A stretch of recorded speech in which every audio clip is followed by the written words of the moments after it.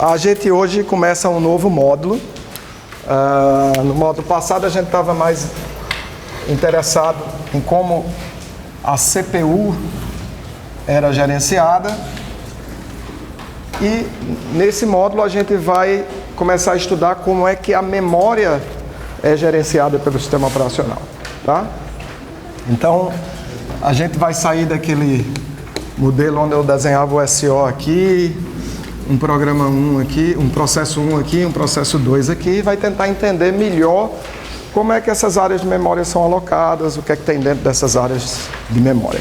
Beleza? Bom, então a primeira coisa que a gente vai fazer é elencar quais são as atribuições do gerente de memória. Tá?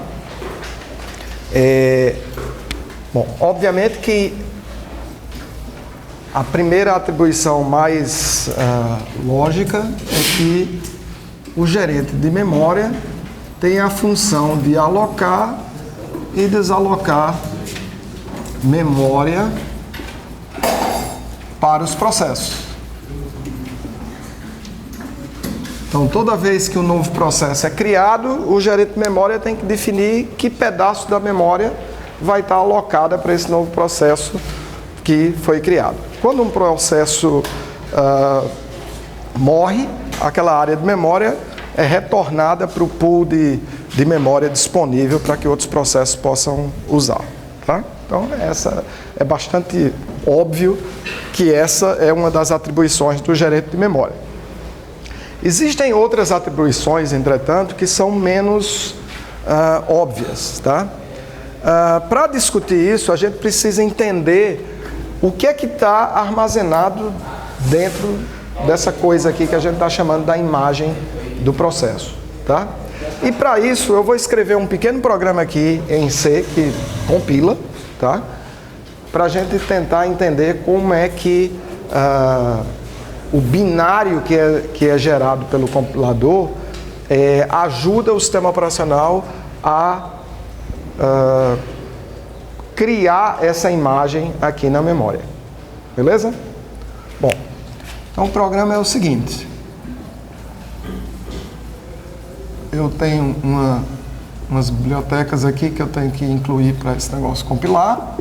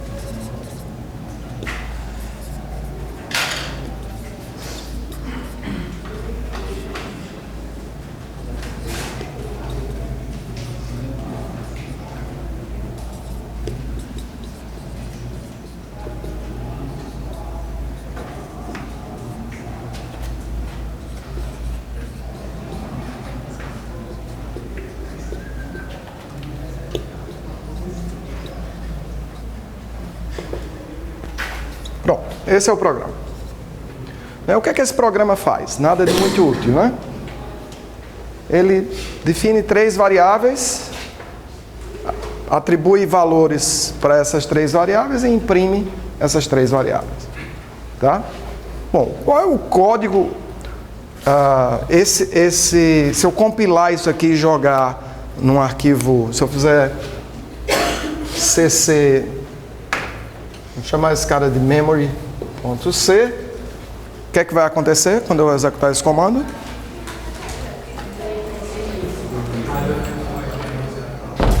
vai ser gerado um executável chamado a.out, certo? Que é o binário que o compilador gerou com esse código, certo? E aí o que é que tem dentro desse a.out?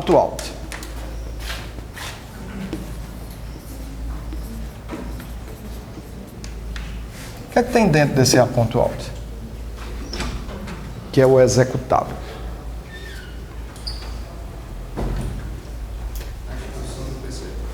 Como? A instrução do PC. A instrução do PC. Como assim a instrução? As instruções que vão ser executadas por esse programa, certo? Isso eu vou chamar de... Isso tem um cabeçalho. Eu tenho o código. E o que mais?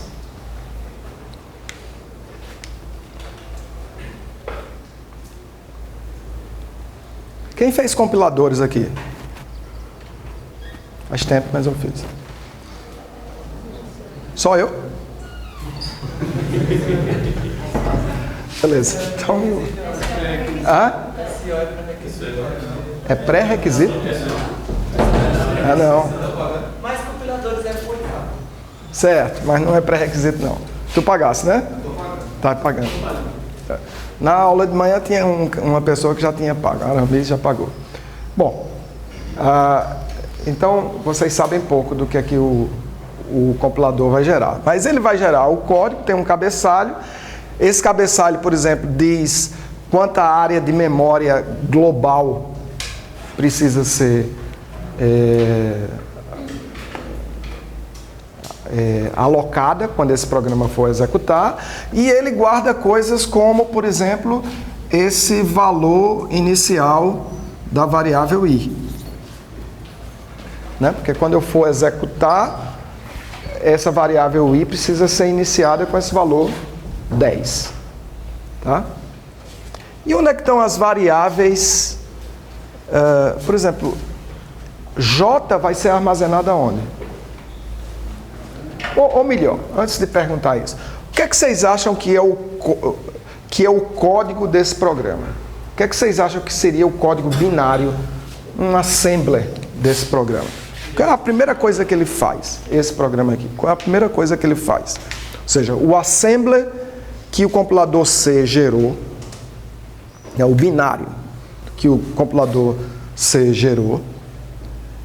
Que instruções, quais seriam as primeiras instruções desse binário?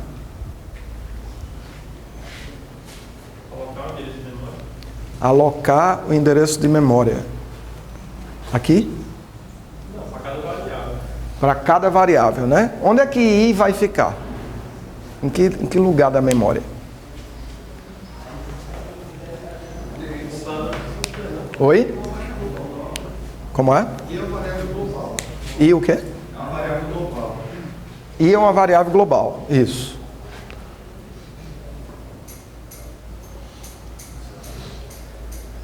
Vamos chamar... Vamos dizer que existe um lugar na memória que eu vou chamar de static, que é onde essas variáveis globais são alocadas, certo? E aqui dentro tem i, beleza? argc. argc precisa ser armazenado em algum lugar, né? São os parâmetros disso aqui. Isso vai estar onde? Mais fácil. J vai estar onde? Aonde? Hã? Em static não vai estar. Em static não vai estar, né? Porque i precisa desaparecer quando o main terminado. Mas que não faz muito sentido não. Mas main é uma função, né? Se eu tivesse uma outra função aqui que tivesse uma variável local da função, essa variável ela só existe quando eu chamo a função, né? Quando eu retorno antes de chamar a função ela não existe. Quando eu chamo ela existe. Quando eu retorno ela desaparece. Qual a estrutura de dados que o runtime da linguagem de programação usa para gerenciar essas variáveis locais? Uma pilha, né? Quem falou a pilha? Vitória. Então, eu tenho uma tal de uma pilha, né? Então, na realidade, os comandos que eu tenho aqui, no começo da execução desse meu programa, são os comandos que empilham argc, empilham os vários argvs, empilha j e empilha k, né? Porque k é um endereço para o inteiro, certo? Essas são as... Então tem uma tal de uma pilha que não existe no binário, né? Porque ela só existe quando o programa for executado, certo? E esse malloc aqui faz o quê? Oi? Na pilha? É na pilha? É em que pedaço da memória? Malloc vai alocar a memória, mas em que pedaço? É em static? É na pilha?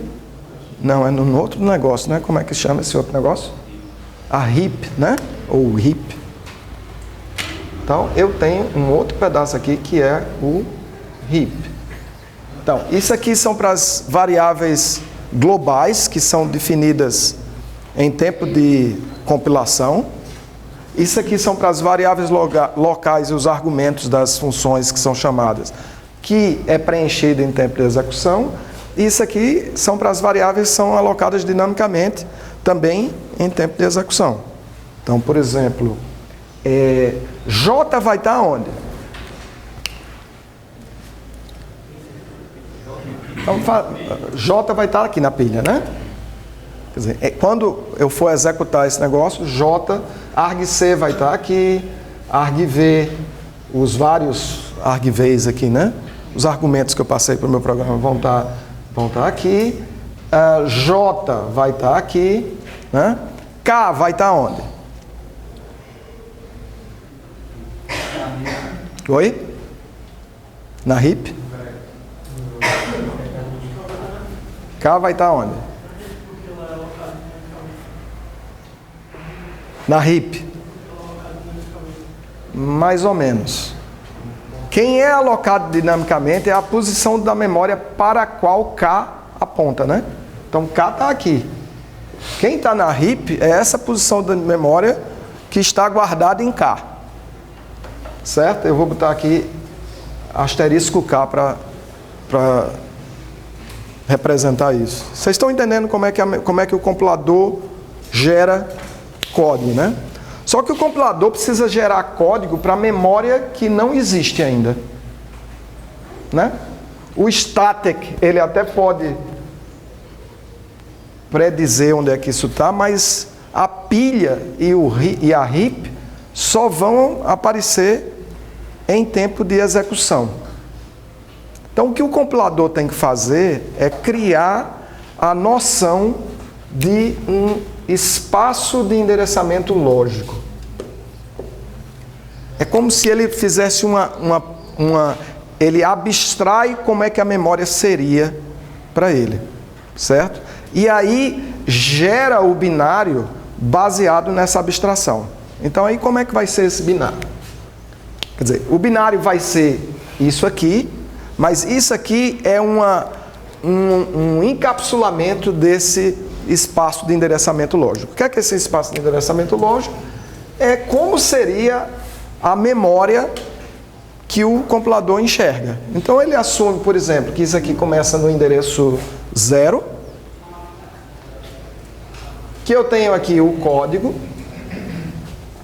depois aqui eu tenho as variáveis que são statics, e a partir daqui eu tenho a heap,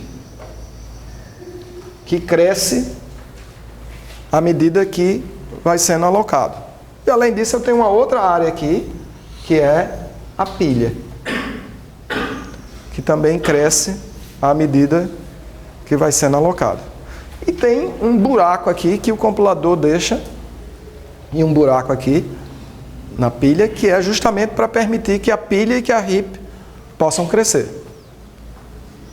Certo? Então esse espaço de endereçamento lógico é uma abstração que ajuda o compilador, a gerar código referenciando esses endereços aqui. Certo? Bom, como esses endereços... Antes de falar desses endereços, todo mundo entendeu isso aí? Bom, o binário, né, como eu falei, ele é um encapsulamento disso aqui. O que é que eu preciso ter no binário? Eu preciso ter o código, eu preciso ter qual é o tamanho dessa área estática, não preciso armazenar nada aqui, eu só preciso saber o tamanho. E preciso, isso ó. E além disso, eu preciso guardar qualquer valor que foi usado para iniciar alguma variável no meu programa. Porque aí, quando eu for executar esse cara, o que eu tenho que fazer é pegar esse binário e desempacotar isso e armazenar na memória como se fora isso. Certo? Então, recapitulando, eu tenho um compilador que lê esse código-fonte, cria essa abstração de um espaço de endereçamento lógico para gerar código, assumindo que é assim que o programa vai estar armazenado na memória. Depois dá uma compactada nisso para guardar só a informação que eu preciso para restaurar isso aqui quando eu for carregar na memória e guardo isso no binário. Quando esse programa vai virar um processo, o sistema operacional lê o binário e faz uma espécie de unzip desse negócio para gerar algo que é semelhante àquilo. Ou seja, esse carinha aqui que a gente desenhou como P1 ou P2, certo? Na realidade, P1 vai ter o código, o static, a heap e a pilha. Isso é P1. E P2 também vai ter seu código, seu static, a heap e a pilha.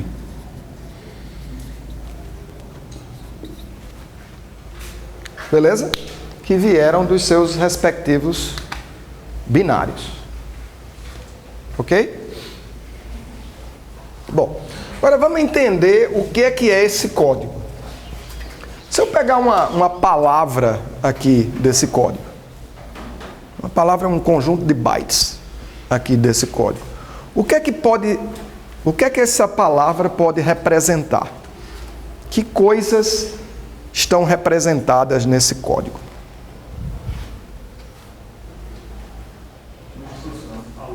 Pode ser uma instrução, né? Não, eu estou falando de coisas no nível, nessa granularidade aí. Então, pode ser uma instrução, né? Ou seja, um código de uma instrução. Sei lá, o código 27, que é o código, sei lá, de move, ou o código 53, que é o código de add, ou sub, ou jump, ou etc. Certo? Pode ser uma instrução. O que mais? Um valor? Um valor. Eu acho que o que você quer dizer é uma constante, né? Isso pode ser uma constante. Por exemplo, pode ser esse 10 aqui, né? Pode ser um A, um caractere A, ou uma... né? Professor, esse código já vai ser o de assembly? Assembly é só uma linguagem, né? O código é o código binário, né? O assembly é uma linguagem que mapeia quase de 1 para 1 para o binário, né? Então, por isso que eu falei, o código, se eu pegar uma palavra aqui, eu não vou ter move, né? Eu vou ter 27, que é não necessariamente 27 é o código de move, mas eu estou assumindo, tá? Então, isso pode ser uma instrução, pode ser uma constante, pode ser o que mais? Procedimento. Um procedimento. Não, a gente está em... O que é um procedimento? Pode ser... No assembly, quando você faz, sei lá... O procedimento é um monte de instruções, né, Anderson? Então, estamos falando num grão... Eu peguei uma palavra. O que é que esse negócio representa? Tem mais duas coisas que pode ser. O endereço de um registrador. Alguém falou isso aí? Então, eu vou tirar o endereço e vou dizer que pode ser um identificador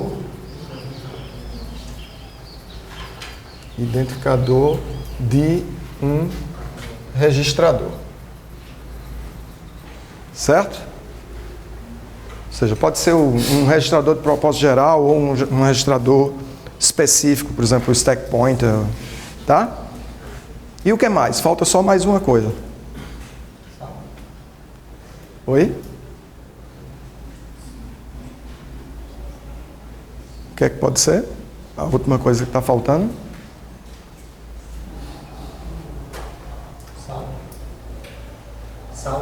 Salvo?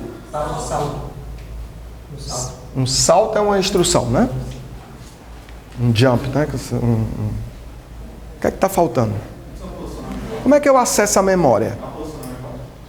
Um endereço de memória, né? Certo? Pode ser um endereço.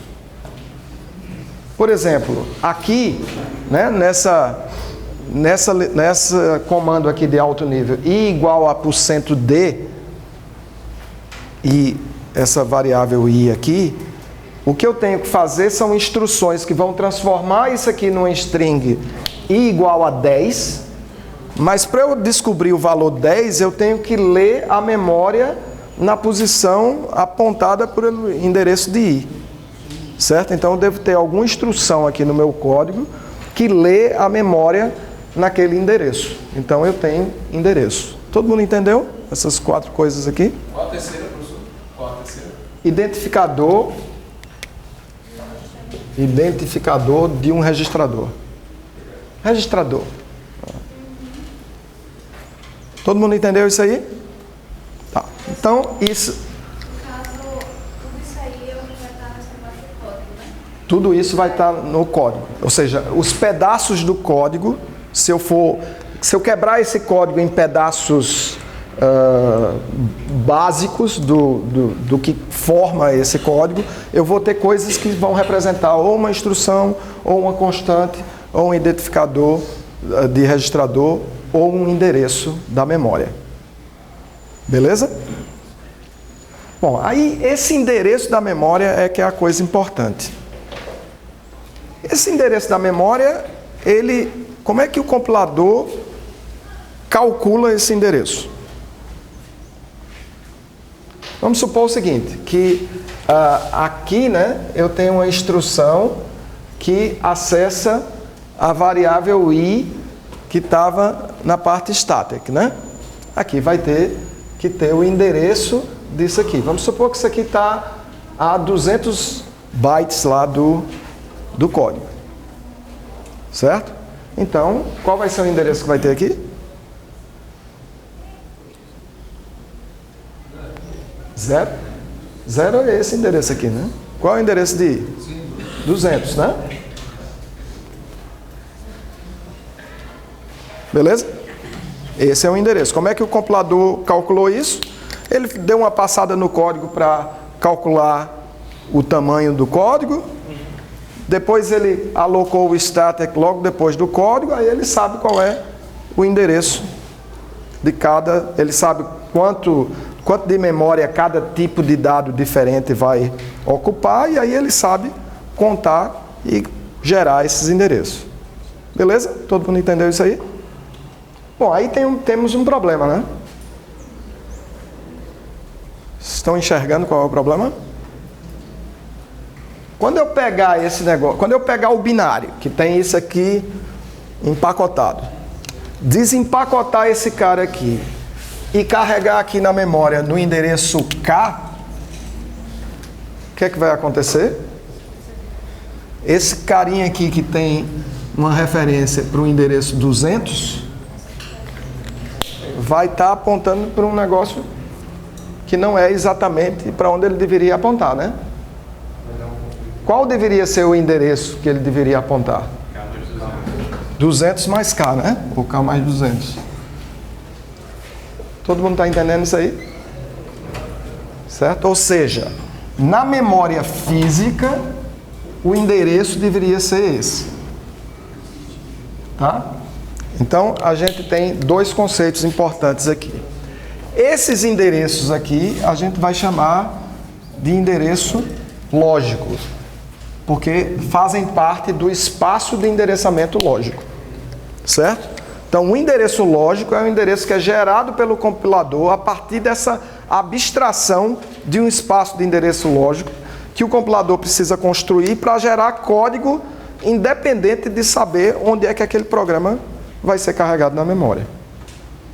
Quando o programa é carregado na memória, os endereços que a CPU usa para acessar a informação na memória são parte do espaço de endereçamento físico, que é a memória física propriamente. Então a gente está falando aqui de endereços físicos.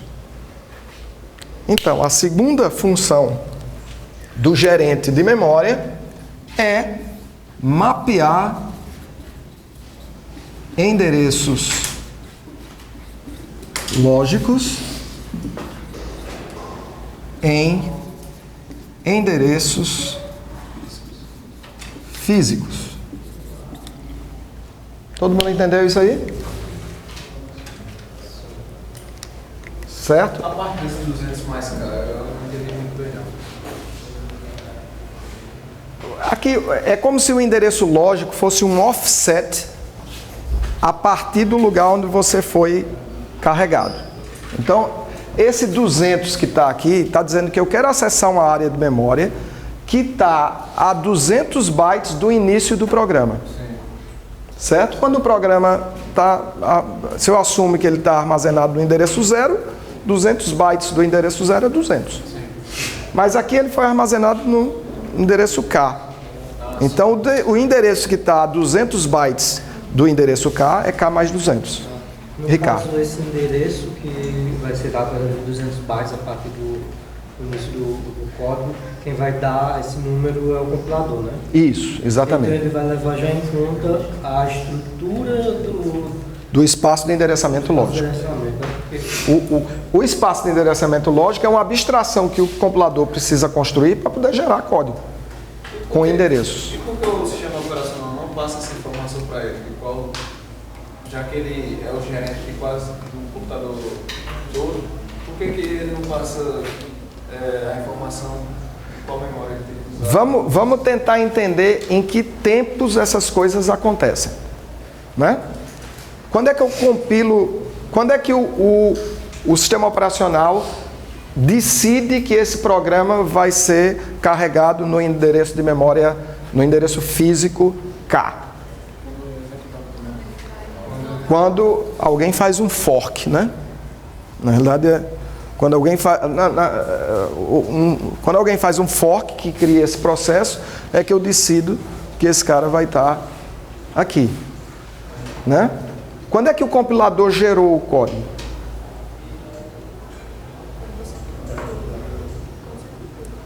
Muito antes disso, né? Certo? Então, essa comunicação não tem como ser feita, né? Agora, o que você podia fazer era saber quanto é... Por exemplo, se eu soubesse que esse endereço aqui é W, esse endereço onde o sistema operacional termina é W, e gerasse sempre código, ao invés de começar de 0, começar de W, aí eu podia carregar meu programa aqui em W e dava certo. O problema é que eu só podia ter um programa em execução por vez, né? Então, eu preciso fazer esse mapeamento de endereços lógicos para endereços físicos, tá? Em algum material que vocês, porventura, consultem, vocês podem encontrar uma referência, esse endereço lógico pode ser chamado de endereço virtual, tá? Eu não gosto de chamar o endereço lógico de endereço virtual, porque isso pode confundir alguns conceitos. Existe o conceito de memória virtual, que a gente vai estudar nas próximas aulas, tá?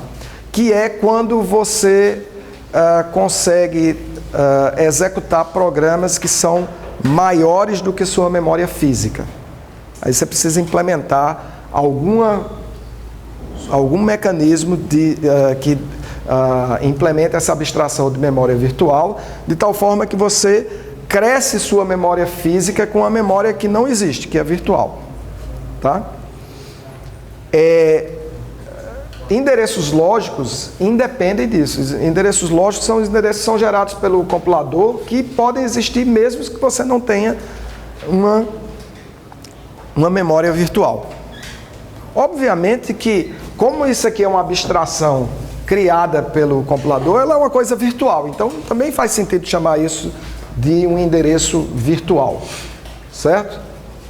Eu chamo de endereço lógico para não confundir essas duas abstrações, tá?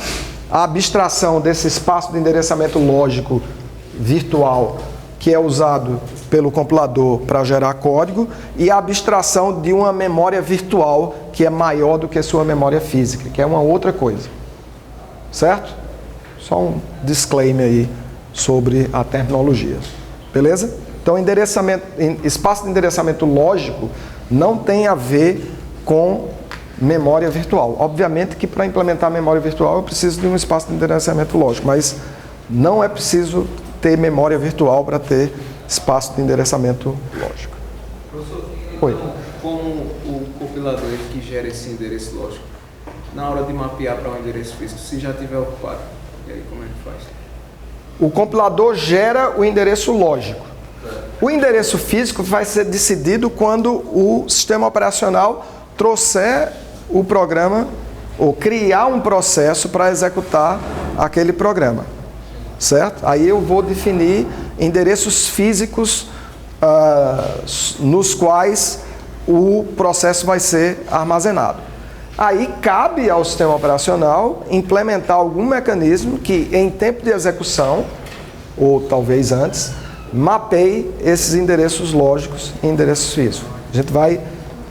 A gente está, em primeiro lugar, elencando quais são as funções do gerente de memória, certo? Então a gente já viu duas. Tudo bem até aqui?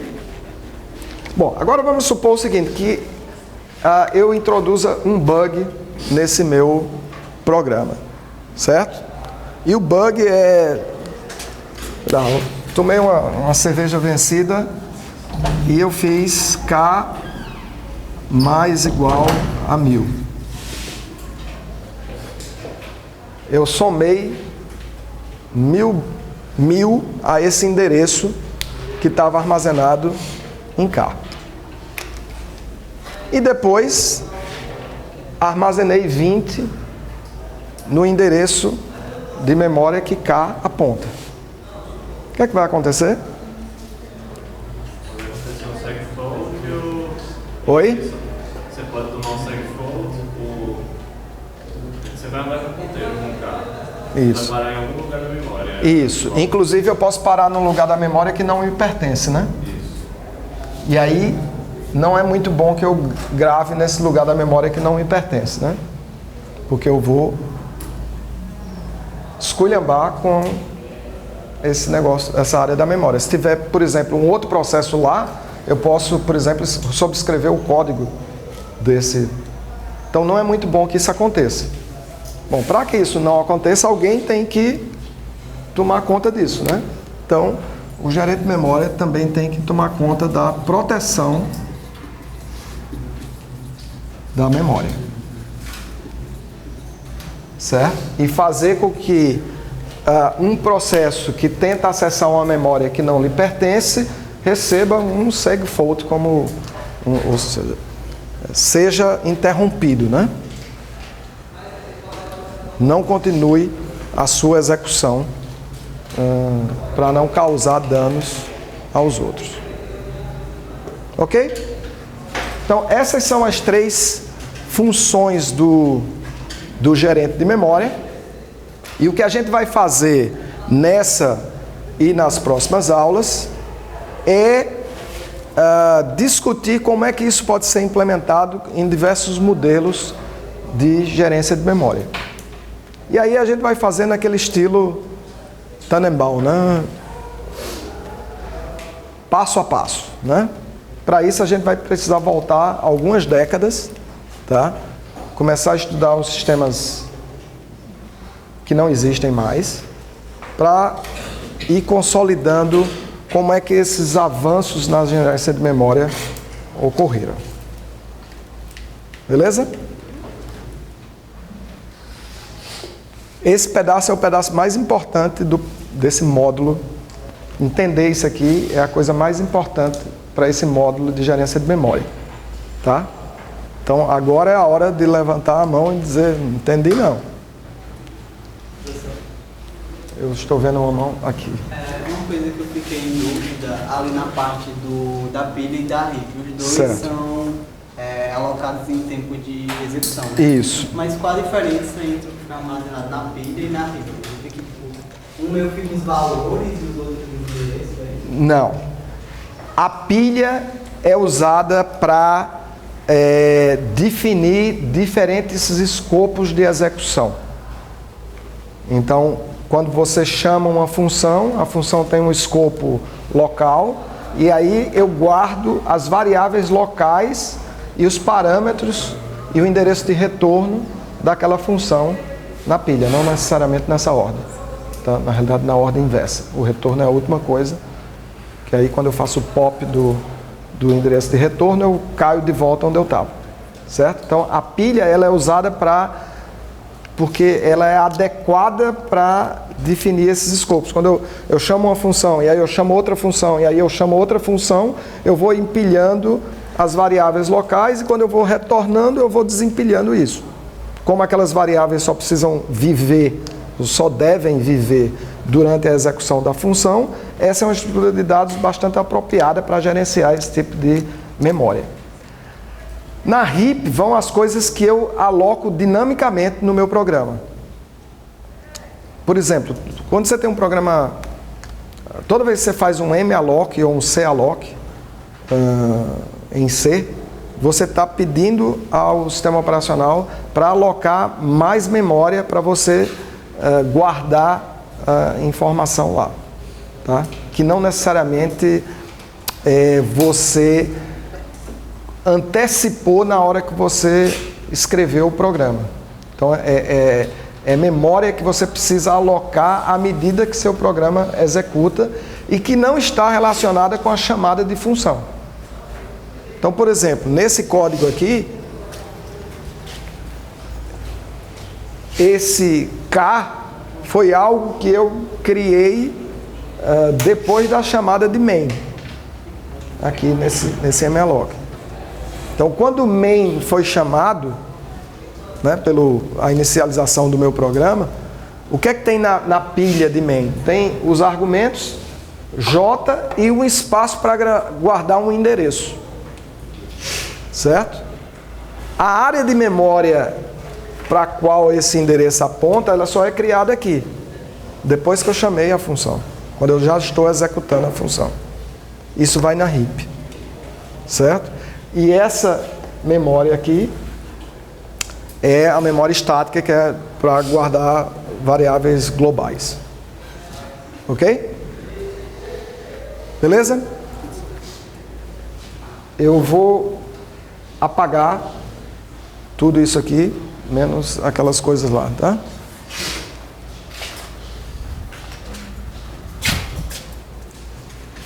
Aliás, eu vou deixar parte disso aqui.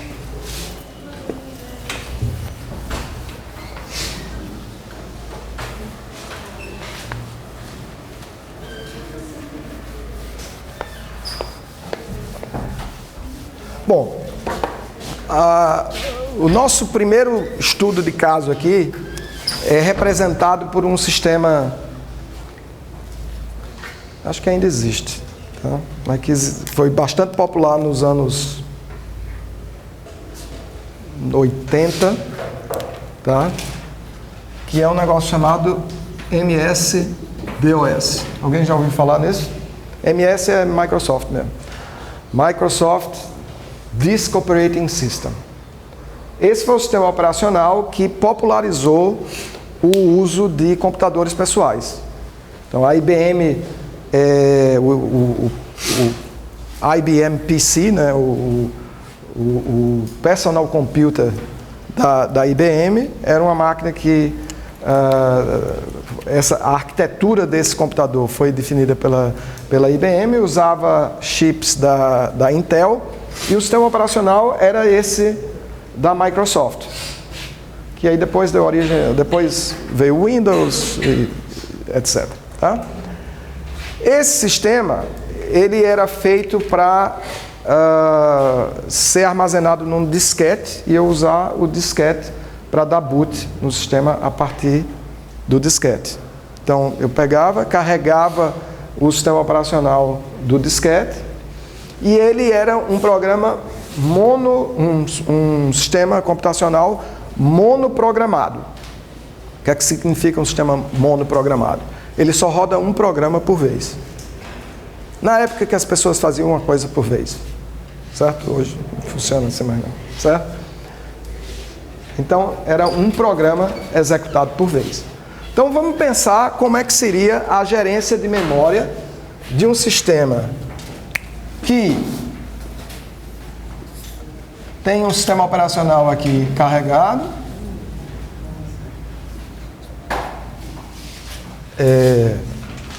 e todo o resto da memória pode ser usado por um único processo, né?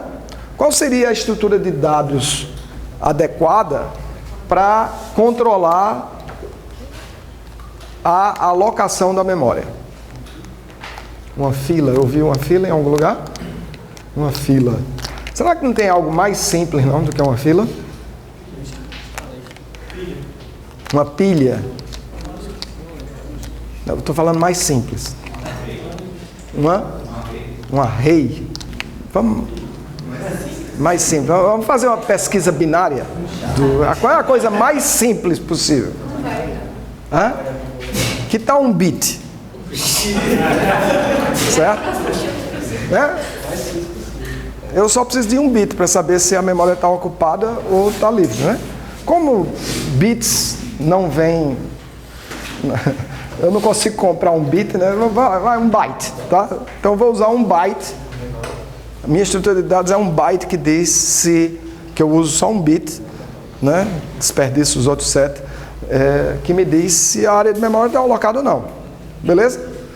Isso aqui é trivial, resolvido.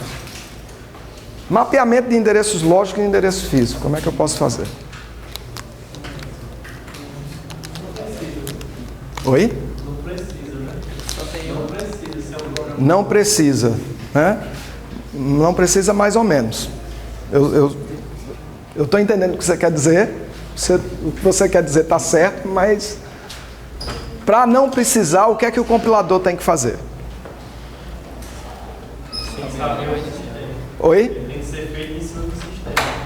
Tem que ser feito em cima do sistema. O compilador gera código conhecendo qual é a arquitetura de hardware que vai ser usado e qual é o sistema operacional que vai ser usado. Então, eu sei que eu estou gerando código para a família 86 da Intel e para o MS-DOS, certo? Então, o que é que o compilador pode fazer? Ele pode construir um espaço de endereçamento lógico que, ao invés de começar no endereço 0, começa em que endereço? No endereço K. Esse K é porque eu estou sem inspiração, estou usando K, XPTO, certo? O endereço... Está todo mundo entendendo? Então, ao invés de 0 aqui, esse negócio é K, portanto, esse endereço aqui vai ser K mais 200. Quando eu desempacotar esse cara aqui e armazenar ele a partir de K, o que é que vai acontecer? Os endereços lógicos vão ser iguais aos endereços físicos. Portanto, eu não preciso mapear. O mapeamento já está feito em tempo de compilação. Certo?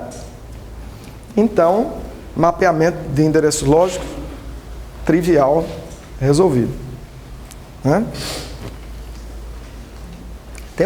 Tem uns probleminhas, né, com esse tipo de solução. Né? Quando eu lanço a nova versão do sistema operacional, que cresceu um pouquinho o sistema operacional, eu vou ter que recompilar todas as coisas, né? As coisas não vão mais funcionar, certo? Mas vamos abstrair isso aí. Terceiro problema, proteção de memória. Como é que eu faço? Oi? Não precisa, né? Não precisa mais ou menos, né?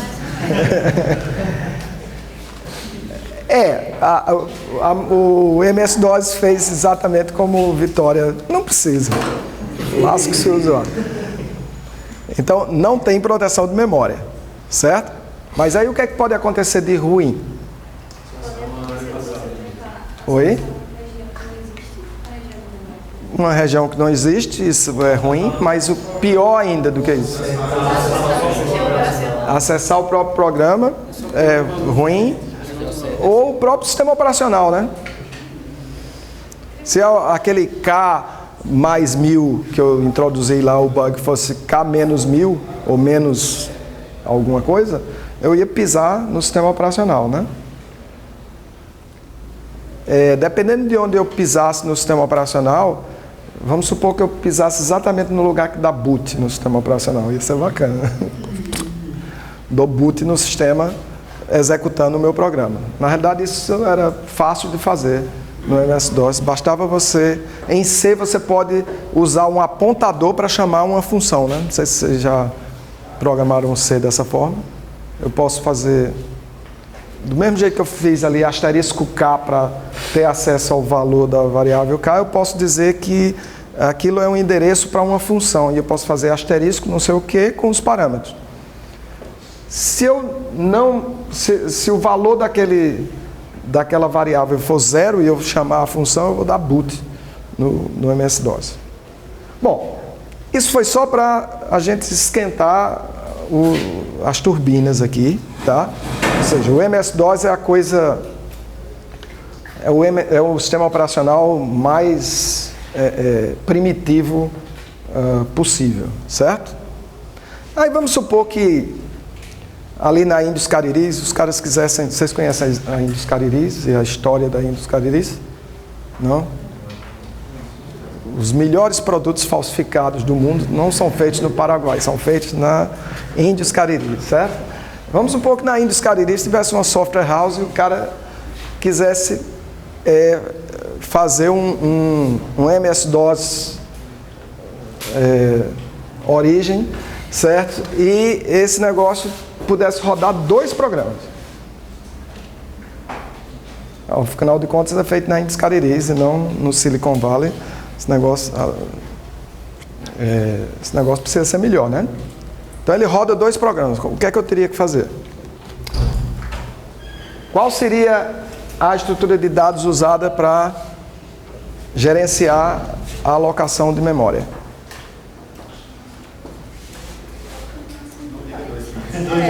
Dois bits. 1 byte, né? Eu pego aqui uma partição aqui, outra aqui, né? Essa começa no K, essa começa no J, certo? E com 2 bits, com o mesmo byte que eu tinha antes, só que agora eu uso 2 bits, eu posso saber quem é que está ocupado e quem é que está livre. Beleza? Mapeamento de endereços lógicos e endereços físicos. Aí precisa fazer o quê? Precisa fazer o mapeamento. Porque a solução gambiarra, né, seria você gerar 2 executáveis, né? Toda vez que você compila um programa, você gera 2 executáveis, o que executa aqui e o que executa ali. E aí o sistema operacional, quando vai executar, verifica em qual pega qual... Na Indus Cariris, os caras têm um nome a zelar, não vão fazer uma gambiarra dessa, né? E aí, como é que o cara faz?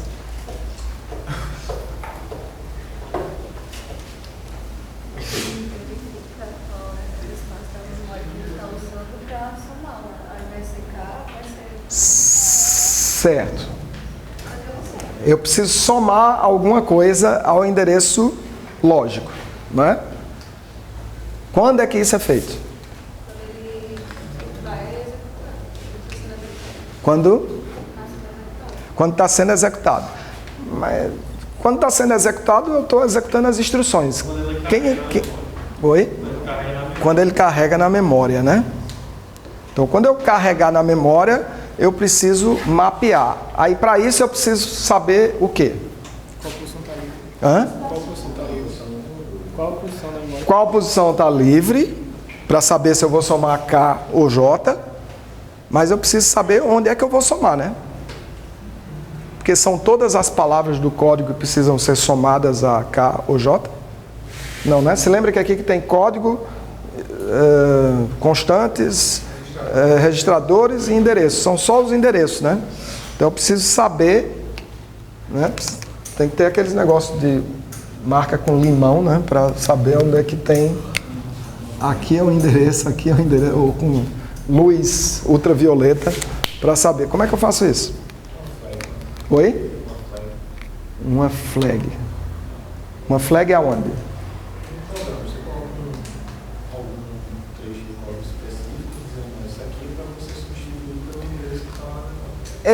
Exatamente. Quem é que faz isso, Pedro, né? Quem é que faz isso, Pedro?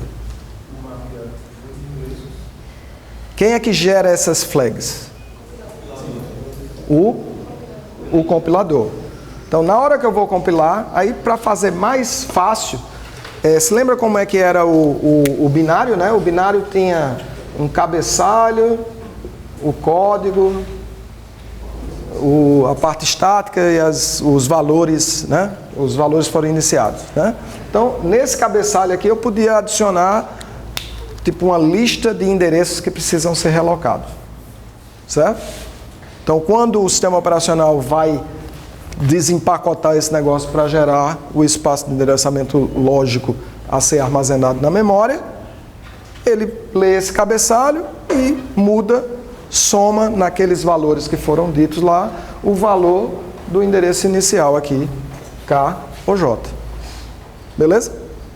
Isso é o que se chama mapeamento de endereços lógicos e endereços físicos em tempo de carga.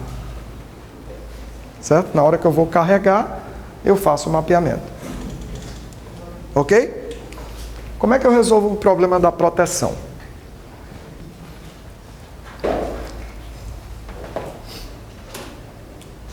Aí é mais complicado, né?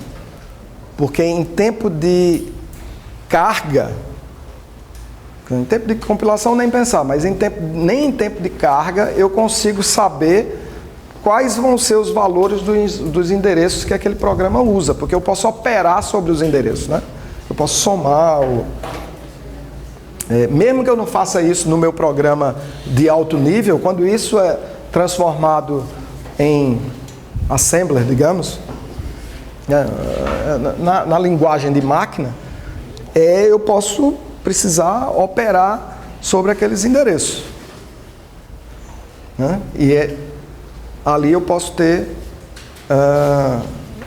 bugs introduzidos que vão fazer com que os endereços que eu não sei quais serão passem a não ser endereços válidos. Então eu não tenho como fazer isso em tempo de carga, tem que ser em tempo de execução. Então o que é que eu tenho que fazer em tempo de execução? O endereço que vai ser acessado é igual ou maior que J ou menor do que K? Isso tem que ser feito toda vez que eu acesso a memória, né? Então qualquer coisa que precisa ser feita toda vez que a memória é acessada, precisa ser feito pelo hardware, pela CPU. Não dá para ser feito por software, né? Senão a gente vai ficar correndo atrás do rabo, né? É um software que executa um negócio que toda vez... Para executar esse software eu preciso acessar a memória, toda vez que eu acesso a memória eu executo esse código. Não vai funcionar, né? Bom, aqui vocês não se lembram mais, ou talvez vocês usem uma outra notação que não está mais em voga, mas aqui tem dois registradores, tá? Que na minha época se chamavam de MAR e MDR. Que são os registradores que são usados para você manipular a memória. O MAR é o Memory Address Register, que é o registrador que recebe o endereço que você quer operar na memória, para ler ou para gravar. E o MDR é o Memory Data Register, que é o registrador que vai ou receber o dado que você quer ler, ou ter o dado que você vai gravar. Então, se você quiser escrever na memória, você precisa de escrever aqui o que você quer escrever aqui em que endereço você quer escrever e mandar o sinal de read, de write para a memória. E aí, esse dado vai para o lugar certo. Se você quer ler, você tem que botar aqui o endereço que você quer ler e mandar o sinal de read para a memória, e aí a informação que está naquele endereço vem para o MDR. Beleza? Então, o que a CPU tem que fazer é comparar o MAR com dois registradores que tem aqui. Um que eu vou chamar de base e outro que eu vou chamar de limite. Então, por exemplo, aqui eu podia ter, para o processo que está rodando nessa partição, o base vai ter o valor K e o limite vai ter J-1. Certo? E aí, quando eu gero o endereço, depois que eu faço o mapeamento, quer dizer, eu já fiz em tempo de carga, né? Quando eu tento acessar a memória, eu comparo esse endereço para ver se ele está dentro dessa faixa aqui, base, limite. Se tiver fora, o que é que a CPU faz? Lança uma exceção, né? Alguém colocou um comentário na prova dizendo que exceções são geradas pela CPU, blá, blá, blá, blá, dizendo que é falso, porque exceção é o software. É o software, gente, mas o software executa na CPU. Certo? Era verdade aquilo ali. Não era mentira. Certo? Então, então eu estou tentando executar uma instrução, a instrução acessa uma área de memória que não me pertence, a CPU não executa aquela instrução. Lança uma exceção, o sistema operacional executa e provavelmente vai abortar a execução daquele programa que violou seu espaço de endereçamento, dizendo que você está tentando acessar memória que não lhe pertence. Beleza? Todo mundo entendeu isso aí? Bom, agora que a gente tem um registrador base, será que dá para fazer mapeamento de endereço de uma forma diferente do que em tempo de carga?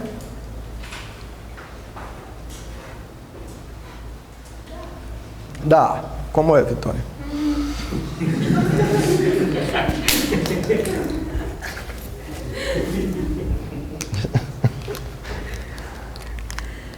Vai ser caro. Se a gente tem a base aí, Ah, então na hora que a gente for acessar é só pegar o que está lá e somar com a base. base, isso. Pego o endereço lógico e somo com a base. E aí, ao invés de fazer isso em tempo de carga, faço isso em tempo de execução. A vantagem disso é que eu não preciso de um mapa extra aqui na compilação. E mais para frente a gente vai ver uma coisa chamada swap, que é eu posso pegar um processo que está aqui na memória e colocar no disco para trazer um outro que está no disco e colocar na memória. E isso não seria possível se eu fizesse a realocação em tempo de carga. Porque se eu fizer a realocação em tempo de carga, eu teria que, na hora que esse cara volta para a memória, ele teria que ir para o mesmo lugar. Se ele fosse para um lugar diferente, não ia dar certo. E eu não tenho mais acesso ao binário, porque o binário eu só tenho acesso na hora que eu estou criando, na hora que eu fiz um exec, né, para criar o binário. Eu não entendi o negócio do base e do limite, dos registradores. Tá. Para implementar a proteção de memória, você precisa de alguma ajuda do hardware. A ajuda mínima que você pode ter do hardware é a existência de dois registradores lá na CPU, que a gente vai chamar de base e limite. Certo? E aí, como é que o sistema operacional usa esses registradores? Uma coisa que está implícita aqui, que eu não falei, e talvez seja a fonte da incompreensão, é que a gente está assumindo, por enquanto, que eu estou trazendo todo o programa para a memória. Quando eu estou executando um processo, ele precisa estar inteiramente na memória. E mais, ele precisa caber na minha partição. Certo?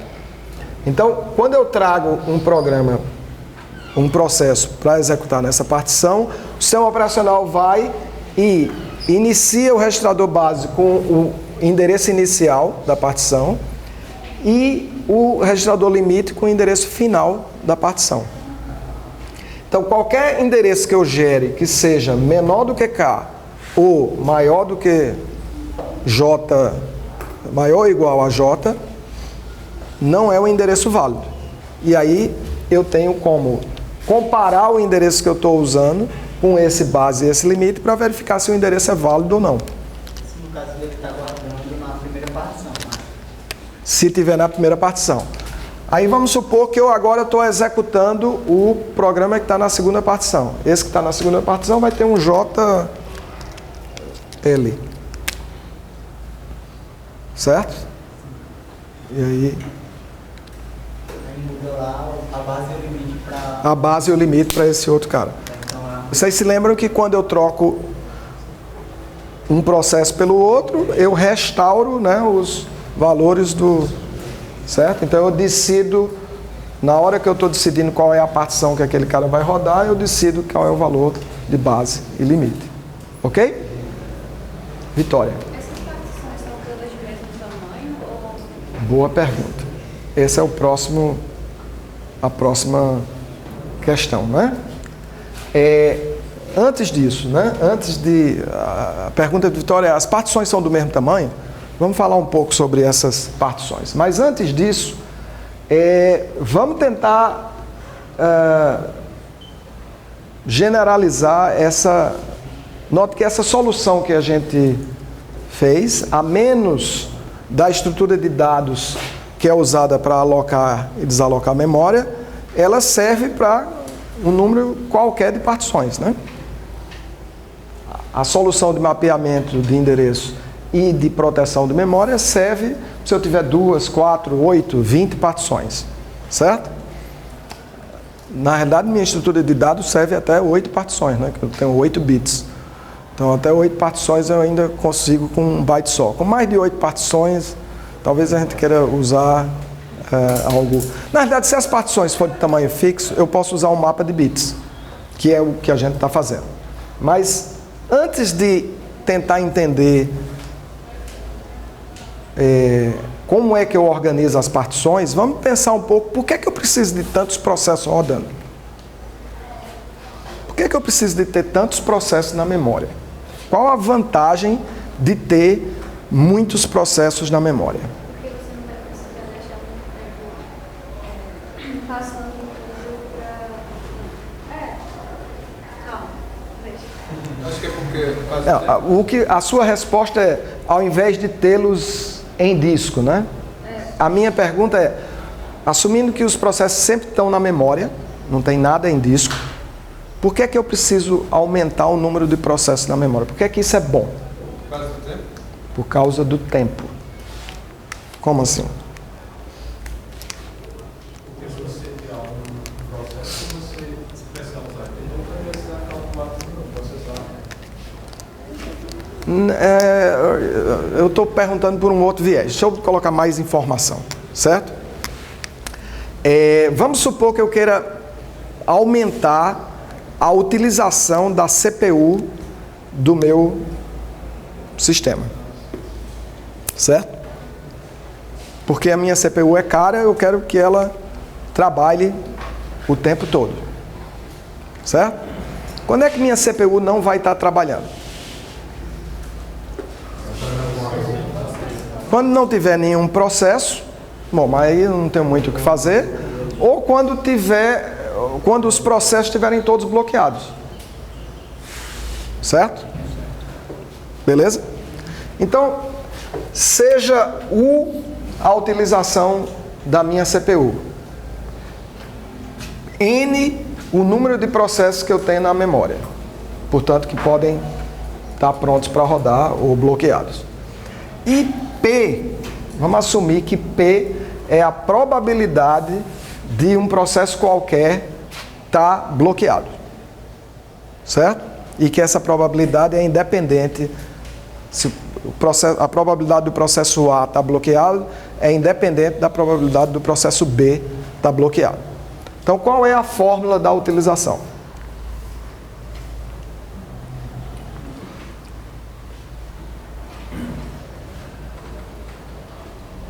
Você lembra daquelas aulas de probabilidade estatística, né?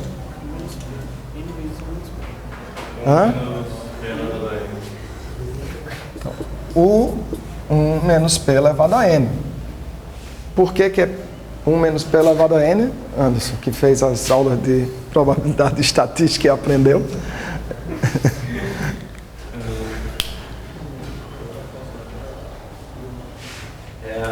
Alguém? Nenhum processo bloqueado, né? O que é P elevado a N? Você ter todos os N processos bloqueados. Tá, então P elevado a N é a probabilidade de ter todos os processos bloqueados, né? Porque a probabilidade de dois eventos independentes ocorrerem é a probabilidade do primeiro evento vezes a probabilidade do segundo evento. A gente está dizendo que as probabilidades são as mesmas, então a probabilidade de eu ter os N caras que estão na memória bloqueados é P vezes P vezes P, também chamado de P elevado a N. P, então, quando todos estiverem bloqueados, é quando a minha utilização da CPU cai, né? É quando eu não tenho utilização da CPU.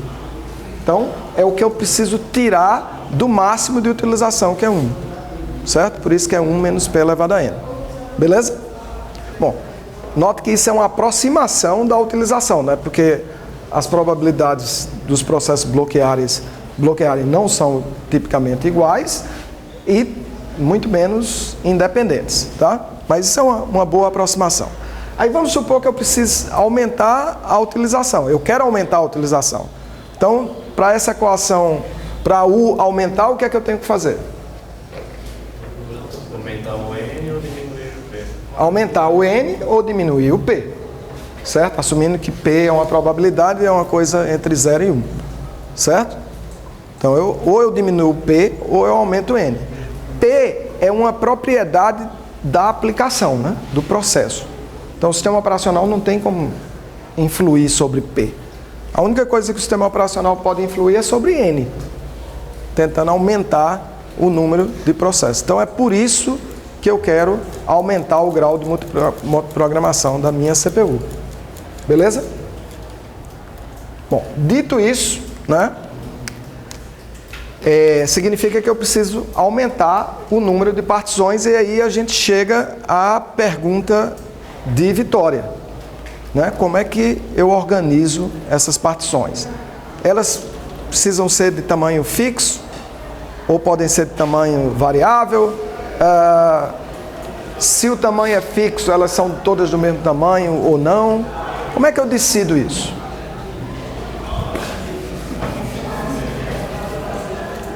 Como é que a gente decide isso?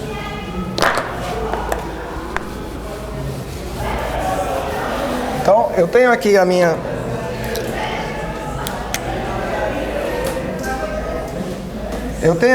memória, né? Que eu quero colocar o máximo de processos possíveis. E aí eu tenho duas opções. Ou eu faço as coisas de tamanho estático ou de tamanho dinâmico.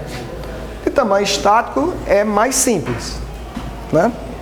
Porque eu vou usar um mapa de bits para saber se as partições estão ocupadas ou livres.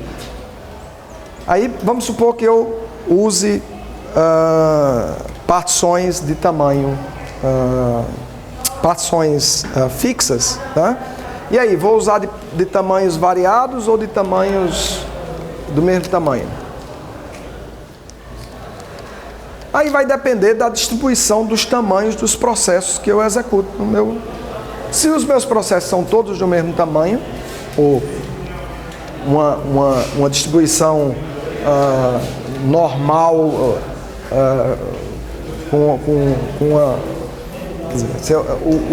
se o histograma, né, de distribuição de tamanhos faz com que eu tenha um tamanho que é muito mais populado que os outros, eu posso usar a coisa fixa. Se a coisa é mais distribuída, eu poderia variar o tamanho. A grande questão é que quando eu uso partições de tamanho fixas, variáveis ou não, certo? O que vai acontecer é que meu programa vai ser alocado aqui, meu processo vai ser alocado aqui, e eu vou ter uma área que não vai ser usada, nem por esse processo, nem por nenhum outro processo, porque cada processo vai para a sua partição. Isso aqui é perda que eu chamo de fragmentação interna. Tá? Então, qual seria a fragmentação interna média do meu sistema computacional se o tamanho dos processos, se a partição tem um tamanho Pzão, tá? E a distribuição dos tamanhos de processo é uniforme entre P pequeno e P grande. Qual o desperdício médio? Quantos por cento, em média, da partição é desperdiçado? Pzão menos Pzinho. Como? Pzão menos Pzinho. Pzão menos Pzinho.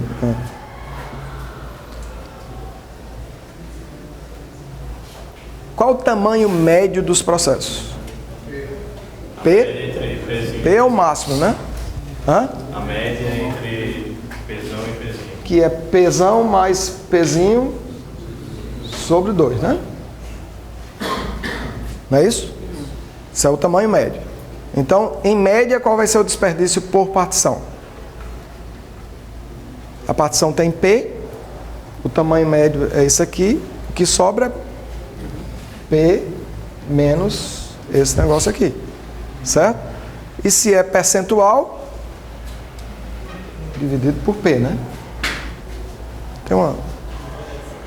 Dá para simplificar esse negócio, vai ficar 1 menos alguma coisa aqui, certo? Tudo bem? Todo mundo entendeu isso aí? Então, isso pode ser ruim. E aí, a alternativa é usar um esquema de alocação de memória que é dinâmico. Ou seja, que à medida que os processos vão chegando, eu aloco exatamente a memória que o processo requer. E aí, à medida que os processos vão liberando memória, aquela área de memória vai sendo liberada. Qual é a estrutura de dados que eu preciso ter para gerenciar a memória com essa abstração? Oi? Uma fila, né?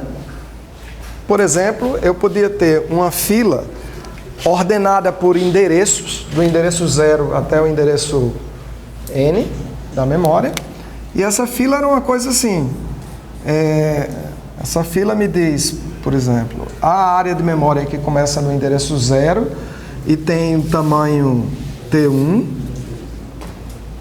está ocupada.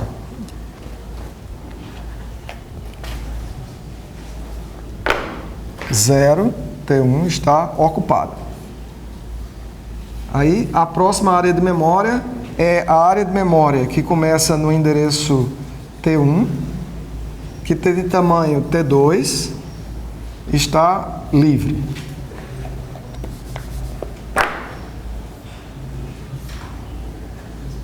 Aí eu tenho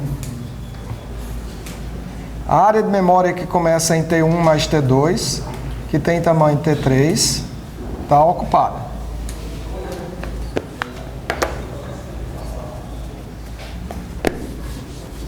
A área de memória que começa em T1 mais T2 mais T3, que tem tamanho T4, está ocupada.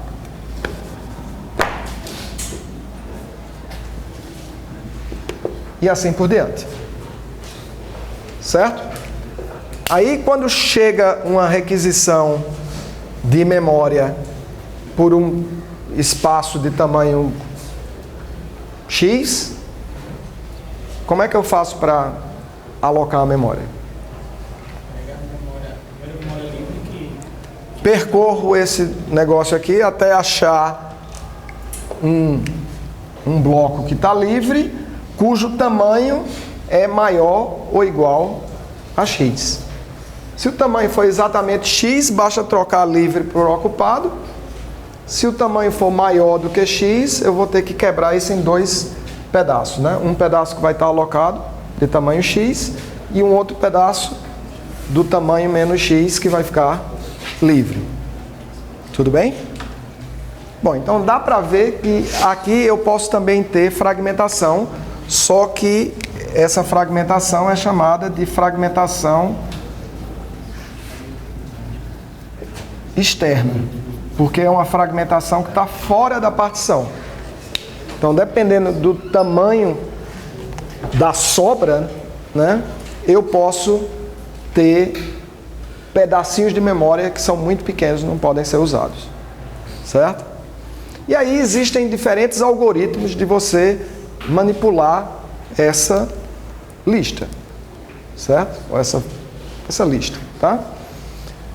Da forma como a gente fez, ordenando para o endereço, o algoritmo que a gente usou é um algoritmo que se chama First Fit, certo? Ou seja, eu varro do começo até encontrar o primeiro buraco que cabe o meu processo. Se chama First Fit. Esse algoritmo ele tende a tornar a alocação no começo da memória mais frequente do que no fim da memória. Então, uma outra alternativa é você usar o que se chama de Next Fit.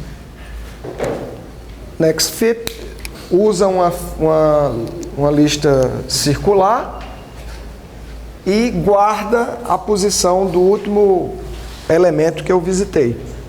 Quando vem uma nova requisição, eu começo a partir dali até que e acho o próximo buraco que cabe aquilo ali. E aí eu tendo a fazer a alocação um pouco mais distribuída ao longo da memória.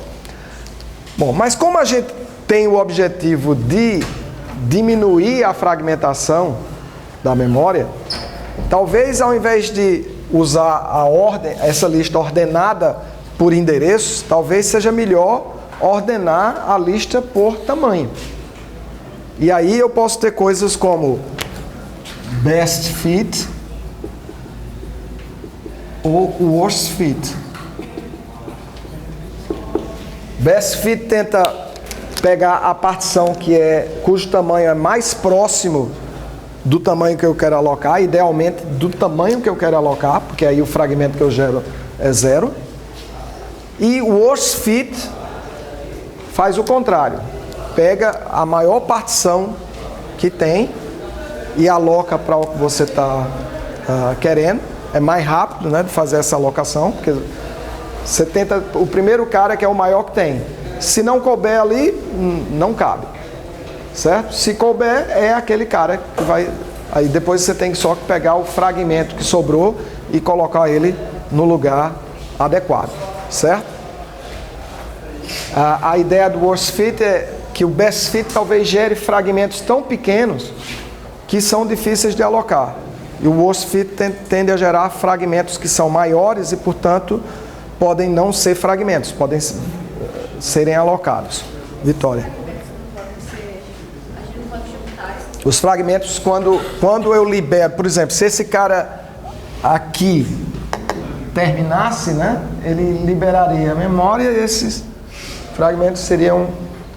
quando você usa ordenado por memória, fica mais fácil de juntar os fragmentos. Quando usa pelo tamanho, é mais complicado. Então, quando você usa o tamanho, normalmente você usa duas filas. Uma que ordena por tamanho e outra que ordena por endereço, para justamente fazer os dois tipos de operações diferentes. Mas a pergunta é, qual é o melhor?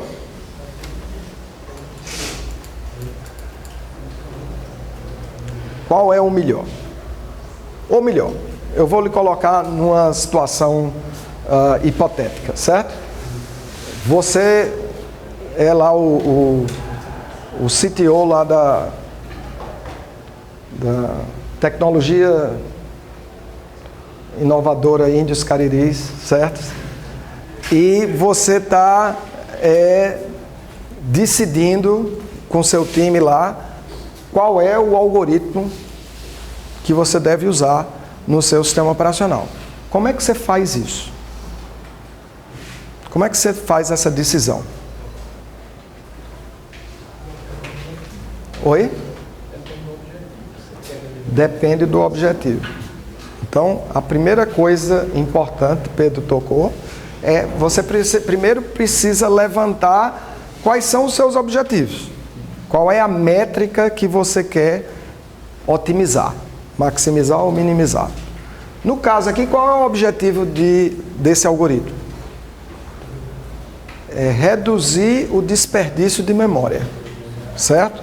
Ou seja, é reduzir as vezes em que eu não consigo criar um processo, porque embora se eu somasse os fragmentos, aquele processo caberia, mas não existe nenhum fragmento grande o suficiente para que aquele processo seja alocado. Então, essa é a métrica que eu quero minimizar. Eu quero minimizar essas situações. Então, a primeira coisa é a métrica. Bom, definida a métrica, o que é que eu faço, Pedro? Em seguida. Ou qualquer outro. Experimentos. Beleza. Como é que seriam esses experimentos? Você pega as aplicações que você quer rodar no sistema operacional, provavelmente vai ter algum limite, sabe? Você roda por algumas horas, talvez dias. Pronto. Então, o que Anderson está sugerindo é, a gente implementa os 4, temos 4 versões do sistema operacional, uma com cada uma dessas coisas, né? Obviamente que o time tem mais 10 outras soluções, ou seja, a gente tem 14, né? Aí a gente implementa os 14, né? Tem 14 versões do sistema operacional e a gente executa os experimentos que demoram dias ou horas, né? Para os 14 negócios.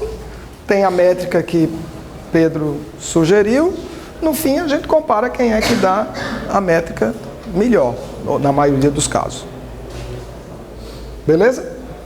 Tem um jeitinho mais eficiente, não, de fazer isso? É muito custoso isso, né? Tem um jeito mais eficiente, não? Sim, essa discussão que a gente está fazendo aqui vai muito além da decisão de gerência de memória, tá? Qualquer decisão desse tipo pode seguir isso que a gente está discutindo.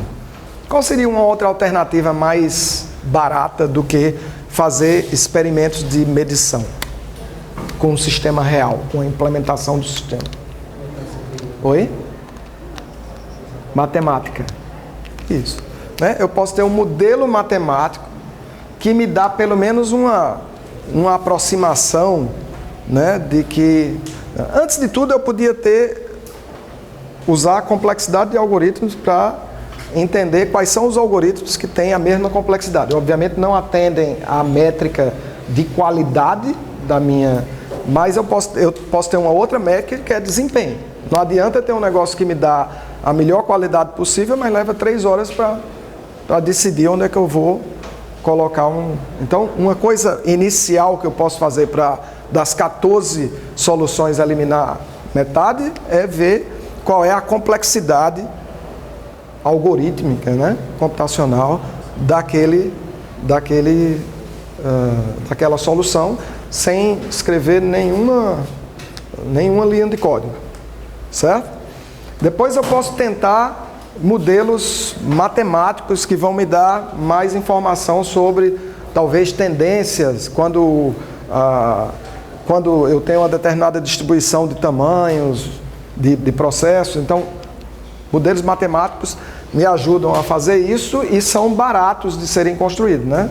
Usa só o negócio está no seu micoco, né? Que normalmente não... Já vem 0,800 quando você nasce, certo? Tem uma coisa intermediária entre um modelo matemático e um modelo real de implementação? Oi? Eu vi simulação em algum lugar? Não. Então você pode fazer simulações, né?